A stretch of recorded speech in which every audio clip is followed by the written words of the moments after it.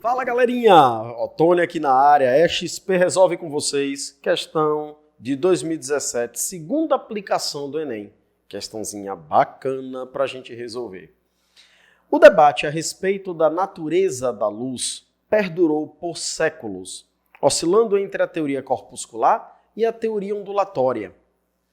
Bom, a teoria corpuscular, galera, tratava ou ainda trata a luz como se ela fosse um conjunto de partículas, como se a luz tivesse massa. Corpúsculo, corpo pequeno que possui massa. Já a teoria ondulatória trata a luz como se fosse estritamente uma onda. Mas afinal, qual é a verdade?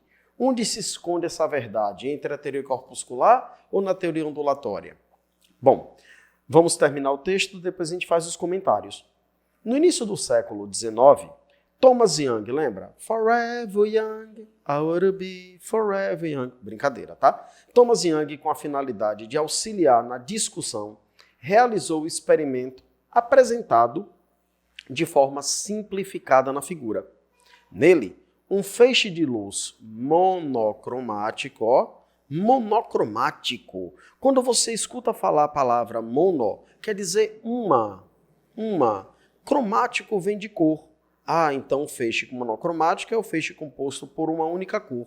Que cor? Pode ser qualquer uma. Vermelho, amarelo, laranja, mas com apenas uma única cor. Então ele comenta, nele, o feixe de luz monocromático passa por dois anteparos. Olha que rica questão. O que são anteparos? Anteparos, galera, é como se fossem obstáculos. Esse é o primeiro anteparo, tá vendo? E esse aqui é o segundo anteparo. É como se fosse uma parede, uma placa por onde a luz vai ter que passar. E nesse anteparo ele coloca fendas muito pequenas. No primeiro anteparo há apenas uma única fenda. Fenda simples, como ele fala. No segundo anteparo nós temos duas fendas. É a famosa fenda dupla. Então ele comenta, após passar pelo segundo conjunto de fendas, a luz forma um padrão com franjas claras e franjas escuras.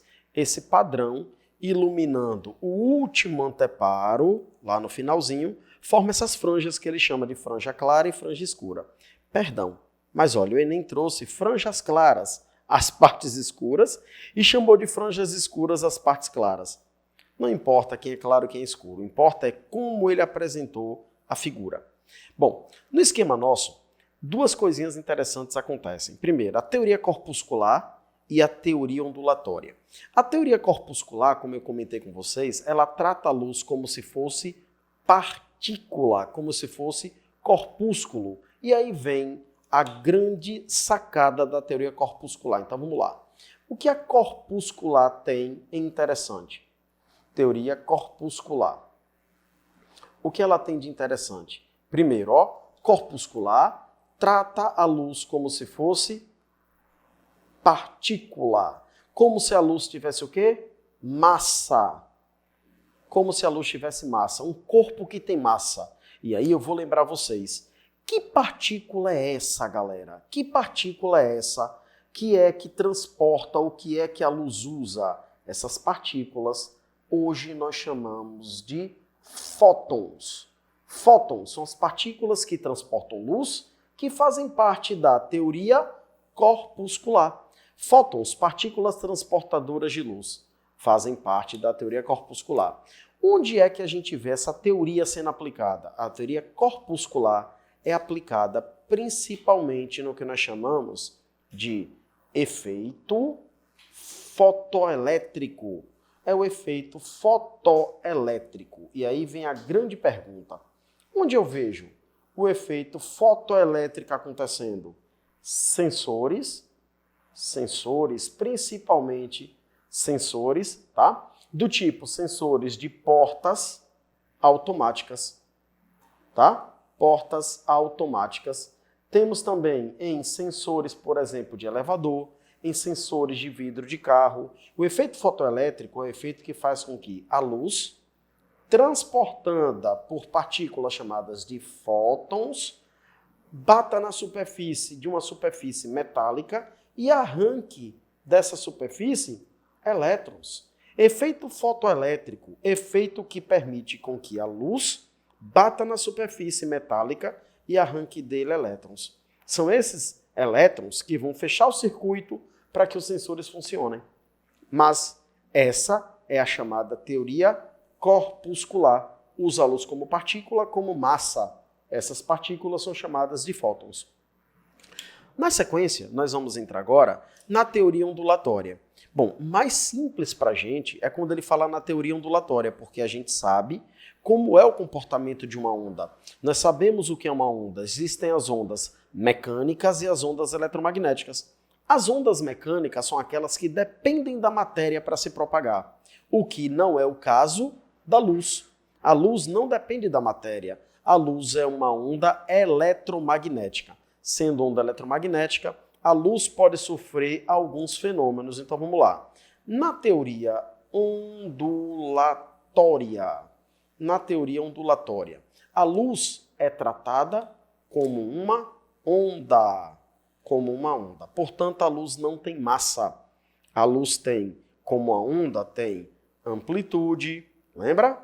Amplitude são características da onda. Amplitude tem frequência, tem comprimento de onda, tá? O lambda, e tem todas as características que uma onda necessita para se propagar. Mas olha, dentro da teoria ondulatória, nós podemos fazer com que a luz sofra fenômenos. E aí eu vou abrir cada um deles aqui para a gente. Quais são os principais fenômenos? Um deles, reflexão. Outro, refração. Um outro fenômeno muito discutido com a luz, difração. Inclusive com qualquer onda, né? Difração. Outro que é bem legal, interferência. Tem mais ainda, relaxe, tem mais ainda. Um outro que é muito explicado, muito utilizado também, além da interferência, com a luz principalmente, polarização. Esses são os principais fenômenos em se tratando de uma onda de maneira bem geral. Existem outros mais específicos, como efeito Doppler, mas que a gente emprega melhor com som, mas também emprega com a luz, tá? Chamado de redshift e blueshift. No esquema, a reflexão é o fenômeno pelo qual uma onda bate numa superfície, um anteparo, e acaba retornando. Bate e volta. Com a luz, e isso é muito prático quando trabalhamos com espelhos, beleza? A refração é o fenômeno que faz com que a luz incida numa superfície e acabe atravessando ela, atravessa a superfície. Onde eu vejo isso? Você vê isso com a luz que vem do ar e entra na água de uma piscina. Refração. Difração. Esse daqui recebe uma atenção especial, principalmente na questão. A difração é a capacidade de contornar obstáculos e passar por fendas. Ok? Isso é a difração. Contornar obstáculos ou passar por fenda. Isso é o que faz a difração acontecer. A interferência, por sua vez, acontece quando duas ondas se encontram.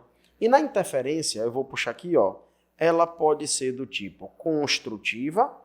Quando as ondas se encontram com fases iguais, você teria a soma de pulsos, cada um com sua amplitude somado de uma amplitude maior, ou poderia ser destrutiva, quando eles têm pulsos em fases opostas. Um pode até destruir o outro, ok? A polarização, galera, é importantíssima quando se fala com a luz. Lembre, polarizar, eu vou dar 2 exemplos práticos, tá? O primeiro relacionado a uma tecnologia que a gente utiliza muito, óculos 3D. Os óculos 3D de cinema utilizam cada lente polarizada. E o que é então a polarização, já que o melhor exemplo é o óculos 3D? Uma onda como a luz se propaga vibrando em várias direções. Ela vibra na horizontal, na vertical, ela vibra de várias formas. Quando passa pelo polarizador, essa onda que vibra de vários jeitos, ela passa a vibrar de um único jeito. Ela sai polarizada, entre dois polos. Por exemplo, se a onda sair vertical, como é essa, entre os polos norte e sul, ok? Polarização. Nessa pegada, ele traz, com esse experimento, Young forneceu fortes argumentos para uma interpretação a respeito da natureza da luz, baseada em que teoria? O experimento de Young foi o seguinte, quando ele lança a luz monocromática pela primeira fenda, pela fenda simples, a luz se comportando vai fazer com que ela se espalhe em torno da fenda dessa forma. E aí, galera, ela chega na outra fenda. Quando a luz chega na outra fenda, cada buraquinho desse se comporta como uma nova fonte de onda.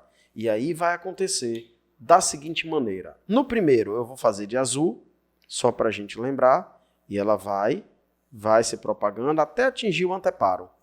A outra fenda eu vou fazer de verde, para diferenciar um do outro e a gente ver de verdade o que está acontecendo, até atingir o anteparo.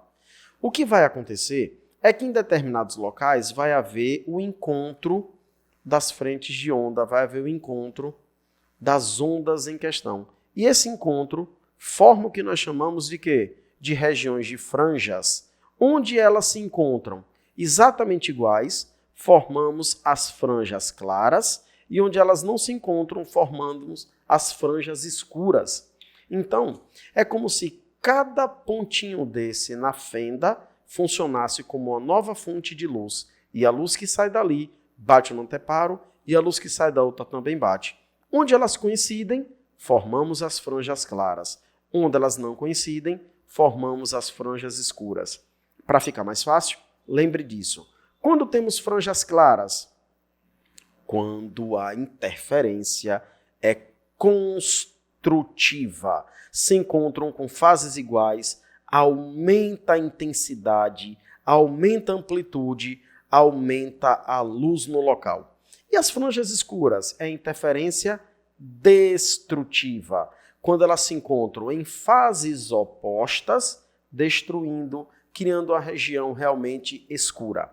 Franja clara, interferência construtiva, franja escura, interferência destrutiva.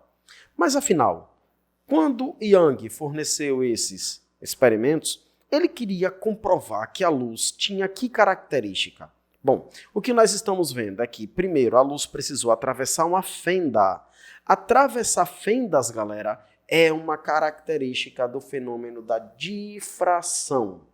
Além de atravessar a fenda, houve a interferência entre as duas fontezinhas aqui servindo como fendas, e essa interferência pode ser construtiva, quando formou franja clara, e destrutiva, quando formou franja escura.